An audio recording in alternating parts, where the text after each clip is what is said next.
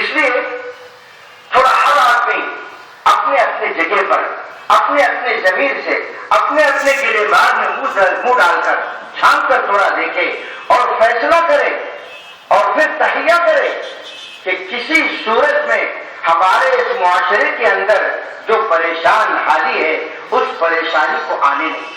اس پریشانی کو ختم کر کے رہیں گے، ورنہ ہم چلتے چلتے ہمارا کوئی پوچھنے والا بھی نہیں ہوگا، ہمارے ساتھ کوئی ہمدردی کرنے والا بھی نہیں ہوگا۔ ہمدردی بس بظاہر کی جاتی ہے لیکن حقیقت میں ہمارے ساتھ ہمدردی نہیں ہوتی ہے، اس لیے کہ ہماری افرا تفری کو دیکھ کر، ہمارے اختلاف و انتشار کو دیکھ کر، ہمارے آپس کے جھگڑوں کو دیکھ کر، مسجد کے درمیان لڑائی، ایک محلے میں رہتے ہیں ایک گلی دوسری گلی کے درمیان لڑائی، ہمارے بچوں کو ہمارے بچے پکڑ کر مارتے ہیں، ایک آٹو والا دوسرے آٹو والے کو مارتا ہے، ایک چلنے والا دوسرے چلنے والے کو مارتا ہے، حالانکہ ایک مسلمان دوسرے مسلمان کے لیے قوت اور مددگار بن کے رہنا چاہیے، مگر یہاں تو ایک مسلمان دوسرے مسلمان کا دشمن نظر آتا ہے۔ یہ ایسا لگتا ہے کیونکہ اللہ تعالیٰ کی اگر مدد ساتھ ہونی ہو تو اللہ کے احکامات کو پورا کرنا ہے، جیسا کہ تفاسیر میں لکھا جاتا ہے کہ اللہ کی طرف بلانے والوں کا اللہ ساتھ رہتا ہے،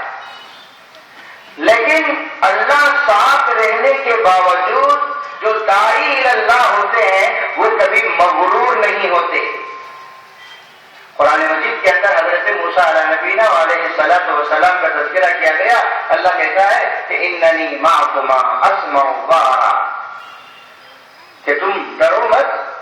میں تم دونوں کے ساتھ۔ حضرت موسیٰ حضرت ہارون دونوں کو خطاب کر کے اللہ کہتا ہے کہ میں تم دونوں کے ساتھ ہوں، اور اس سے بڑھ کر کیا چاہیے؟ دولت، اور اس سے بڑھ کر مدد کیا چاہیے؟ اللہ خود اعلان کرتا ہے کہ ہم تم دونوں کے ساتھ ہیں، باوجود اس کے حضرت موسیٰ نے سختی نہیں کی، حضرت ہارون نے سختی نہیں کی، ساتھ ہوں کہنے کے باوجود اللہ نصیحت کرتا ہے فَقُولَا لَهُ قَوْلًا لَيِّنًا،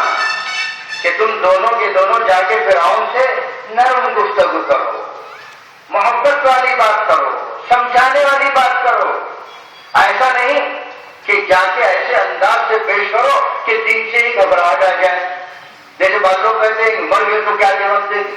جہنم میں جاؤ گے، پھل آ جائے، پہلے اسے لینا ہے، سمجھانا ہے۔ تو یہاں حضرت موسیٰ علیہ السلام جیسے غصے والے نبی اور سختی رکھنے والے نبی، لیکن دین کے معاملے میں اللہ کی نصیحت کو قبول کرتے ہوئے خود بھی نرم ہو رہے ہیں اور نرم بات بھی کر رہے ہیں، حالانکہ اللہ اعلان کرتا ہے کہ میں تمہارے ساتھ ہوں۔ تو اللہ جو ساتھ رہے گا وہ انہی لوگوں کے ساتھ رہے گا جو اللہ کی بات مانیں گے، اور خاص طور سے یہاں پر داعی اللہ کے ساتھ اللہ رہے گا اعلان کرتا ہے، اور ساتھ میں شرط بھی بتا دی کہ داعی اللہ کو ایسا ہی رہنا چاہیے۔ اگر کوئی داعی اللہ کی زبان آلے برے کی ہو، کسی داعی اللہ کی زبان غیبت اور چغلی کی ہو، کسی داعی اللہ کی زبان چغلی اور چغل خوری کی ہو، برائی کی ہو، حسد کی ہو، کینہ کی ہو، بغض کی ہو، تو وہ داعی اللہ نہیں بنا ہے، داعی اللہ جیسا بن رہا ہے، لگ رہا ہے۔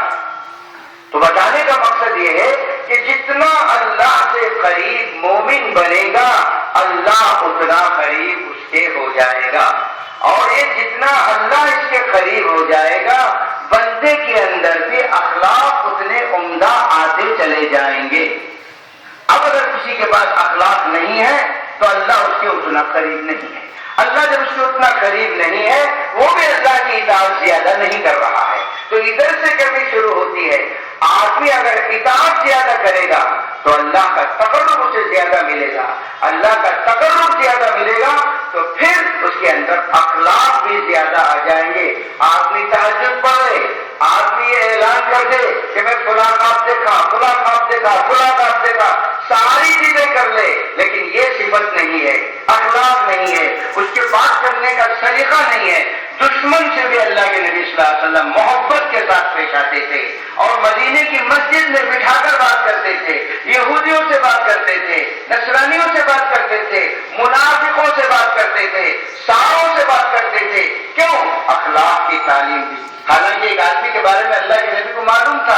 اللہ نے بتا دیا تھا اور اللہ کے نبی نے بتایا بھی کہ ایک آدمی آنے والا ہے جس کی یہ صفات ہیں، لیکن جب وہ آیا تو اس کا بھی احترام کرنے لگے۔ حضرت عائشہ رضی اللہ تعالیٰ عنہ نے پوچھا یا رسول اللہ آپ نے تو اس کے بارے میں ایسا کہا تھا اللہ نے بتایا تھا، لیکن مجھے اخلاق کے علاوہ کب دیکھی ہو تو ہر آدمی کے ساتھ اخلاق کے ساتھ پیش آنا یہ اللہ کے رسول کا طریقہ ہے۔ اگر ہم اللہ کے رسول کی امتی ہیں تو ہمارا بھی طریقہ ہونا چاہیے۔ اگر ہم اس طریقے کو اپنانے کے لیے تیار نہیں ہیں تو پھر اللہ بھی ہمارا نگہبان کیسے ہو سکتا ہے؟ اللہ کی نگہبانی ہے، ایسی ایک حکومت نہیں، ایسے 100 حکومت بھی آ جائیں تو ہمارا کوئی بگاڑ نہیں سکتی، اس لیے کہ فرعون جیسی فرعونیت تو اس کے پاس نہیں ہے، اور ایسے بڑے بڑے جو ظالم گزرے ہیں ایسا ظلم تو نہیں ہو سکتا یہاں پر، لیکن پھر بھی وہ لوگ اسلام کو مٹانا چاہتے ہیں۔ یوگا کے نام سے یہ لوگ سورج کی پرستش ہمارے اندر داخل کرانا چاہتے ہیں۔ یوگا کے جو فوائد بتاتے ہیں، ارے عقل کے دشمنوں تھوڑا نماز پڑھ کے دیکھو، تھوڑا نماز کے لیے مسجد کے اندر آ کے بیٹھ کے دیکھو، مسجد کے اندر کتنا سکون ملتا ہے۔ کہتے ہیں کہ یوگا میں بڑا سکون ہے، سکون تم یوگا کے لیے مستقل جانا پڑتا ہے۔ ہم تو یہاں پر مسجد میں آ کے 10 منٹ بیٹھتے ہیں تو ہماری پریشانی ختم ہو جاتی ہے، لیکن ہماری نوجوان نسل نہ مسجد میں بیٹھ کے پریشانی دور کرنا چاہتی ہے، نہ بڑے لوگ مسجد میں بیٹھ کے پریشانی دور کرنا چاہتے ہیں۔ باہر گھومتے پریشانیوں کا انبار ذہن میں لگا لیتے ہیں۔ آج وہ لوگ اعلان کرتے ہیں، یہ لوگ جتنا بھی اعلان کرتے ہیں اللہ کے نبی نے پہلے ہی سب کچھ بتا دیا ہے۔ اللہ کے نبی نے فرمایا آج یہ لوگ گرین انڈیا کے نام سے صرف تصویر کے لیے جھاڑو پکڑ کے تصویر دیتے ہیں، بلکہ بعض موقع پر تو جہاں جگہ بالکل صاف تھی وہاں کچرا ڈال کے یہ لوگ بات صاف کرنے لگے، ایسے بناوٹی تصویر پیش کرنے لگے۔ اللہ کے نبی نے فرمایا کہ ایمان کے 70 سے زیادہ شعبے ہیں، ان میں اعلیٰ جو ہے لا الہ الا اللہ ہے، سب سے کم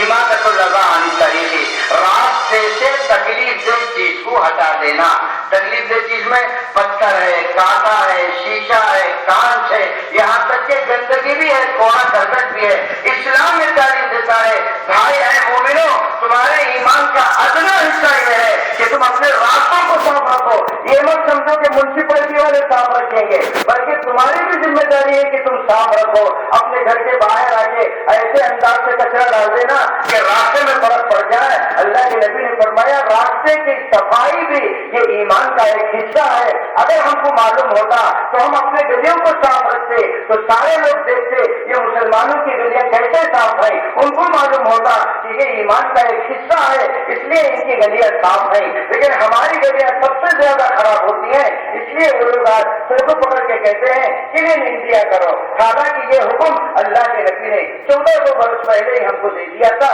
مگر بدقسمتی ہے ایسی باتیں نہ علماء بتاتے ہیں نہ اسے عمل کرتے ہیں۔ علماء تو بہت سارے ایسے ہیں جو لڑانے کے لیے ان کو برابر وقت رہتا ہے، ایک دوسرے کو بانٹنے کے لیے وقت رکھتا ہے، بس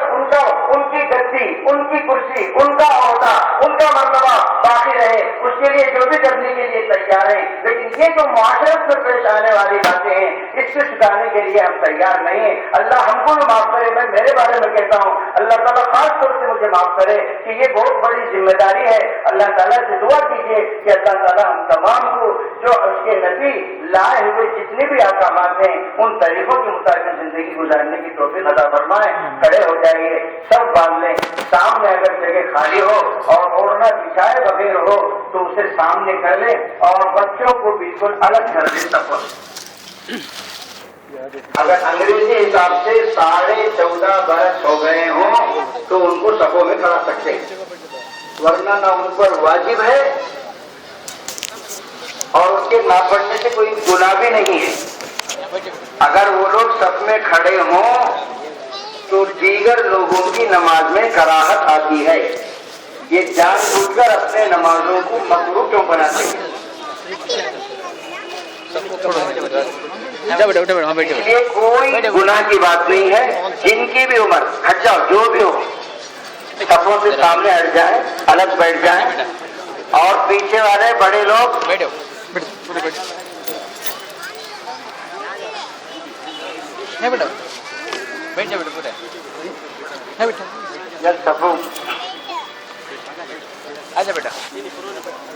صفوں سے ہٹا کر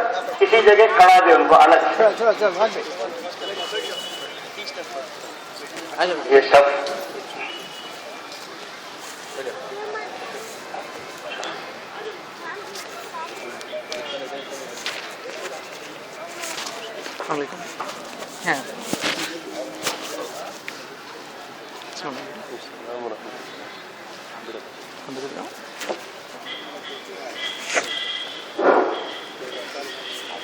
سطح برابر کر دیں.